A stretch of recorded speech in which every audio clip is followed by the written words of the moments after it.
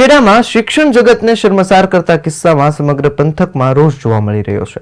કઠલાલના આ વિધર્મી શિક્ષકે ધોરણ 4માં અભ્યાસ કરતી 9 વર્ષની કિશોરીને શારીરિક અડપલા કરતા ચકચાર મચી હતી। આરોપીને કોર્ટમાં રજૂ કરી જેલના સળિયા પાછળ ધકેલાયો છે। આ કેસમાં વિશ્વ હિન્દુ પરિષદ તેમજ સમસ્ત હિન્દુ સંગઠન દ્વારા કલેક્ટર કચેરી ખાતે આવેદનપત્ર પાઠવવામાં આવ્યું હતું। આવેદનપત્રમાં નાર્કો ટેસ્ટ અને એસઆઈટીની રચના કરી તપાસની માંગ કરી છે। આ મુદ્દે આગામી સમયમાં કડકમાં કડક સજાની જોગવાઈ કરવામાં આવે તેવી સ્થાનિકોની માંગણી છે।